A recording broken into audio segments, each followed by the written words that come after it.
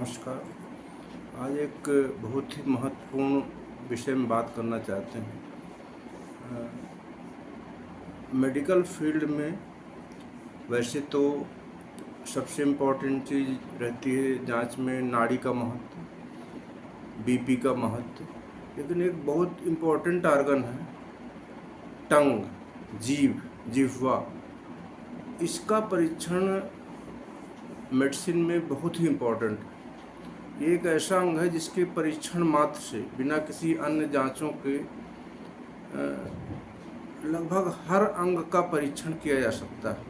मात्र उसके देखने से, उसका बाह्य परीक्षण से ही कुछ ऐसी चीज़ें हैं जो बीमारी के बारे में एकदम करेक्टरिस्टिक बता देते हैं कि ये यही बीमारी होगी।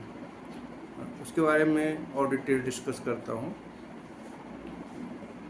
जीभ में सबसे पहले देखते हैं उसका कलर में सामान्य जीभ लगभग हल्के पिंक कलर की होती है और हाइड्रेटेड रहती है, उसमें थोड़ा सा पानी लसलसा पदार्थ रहा आता है। इसके डिफरेंट कलर्स हो सकते हैं, जैसे जीभ सफ़ेद हो सकती है, यह खून की कमी में होती है। जैसे जीभ पीली हो सकती है, ये पीलिया की बीमारी में होती है।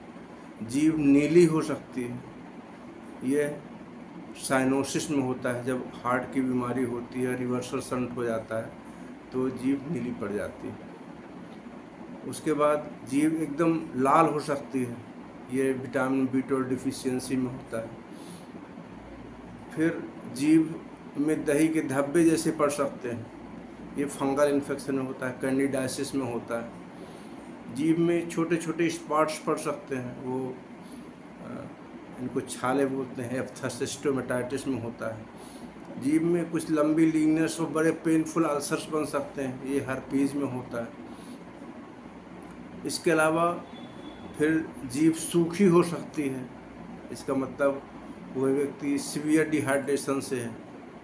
जीभ काफ़ी मोटी हो सकती है, इसको मैक्रोग्लासिया बोलते हैं, और हाइपोथायराइडिज्म मैक्रोमेगाली में देखी जाती है। जीभ एकदम पतली हो सकती है, ये degenerative disorders motor neuron disease में होती है। जीभ फड़फड़ा सकती है, फड़फड़ाने जैसे स्थितियाँ हो जाती है, मोटर न्यूरॉन डिसीज में होती है। जीभ एक साइड पतली, एक तरफ मोटी हो सकती है, एक तरफ नॉर्मल, एक तरफ पतली हो सकती है, ये लकवा में हो सकता है। जीभ एक तरफ मोटी और एक तरफ सामान्य हो सकती है, ये हेमी हाइपरट्रॉफी में होती है।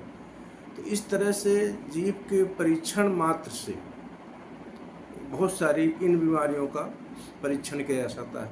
उसके बाद कुछ फीवर हैं जिनका मात्र जीभ देखने से ही काफ़ी कुछ आइडिया लग जाता है कि किस बुखार से पीड़ित हूँ। जैसे जीभ यदि बिल्कुल पेल है, सामान्य माइल्ड पिंक और थोड़ा पेल है, तो ऐसी जीभ मलेरिया में मिलती है। जीभ में किनारे रेडनेस है, बीच में कोटिंग है, सेंट्रल कोटिंग और मार्जिन्स पिंकिश हैं, ये टाइफाइड टंग कहलाती है। Central coating of the tongue is suggestive of typhoid fever. Then एकदम टॉक्सिक मीन्स पूरी जीभ रेडेंड हो जाए, टॉक्सिक लुक फीवर के साथ में जीभ रेड मिले, ये डेंगू फीवर में होता है।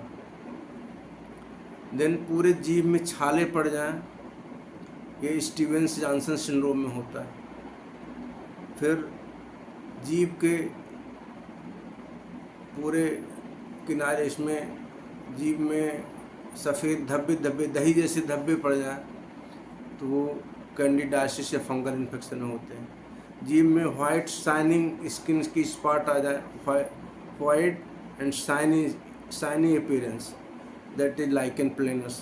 तो इस तरह से ये ढेर सारी बीमारियां हैं जो मात्र जीभ को देखने से पता की जा सकती हैं, और इनकी एक्यूरेसी 70 to 80%, कई बार 100% तक रहती है। तो इसका इतना महत्व है। इसीलिए आपने देखा होगा कि, और बहुत लोग मजाक में कहते हैं डॉक्टर तो जीभ ही देखते हैं, बाकी कुछ नाड़ी देखना छोड़ दिए, जीभ देखते हैं। उसकी वजह ये है क्योंकि मात्र टंग को देख लेने से ही कम से कम 20 बीमारियों को पता लग जाता है, सीरियस बीमारियों को पता लग जाता है। और तो यही पहलू डिस्कस करने थे। धन्यवाद।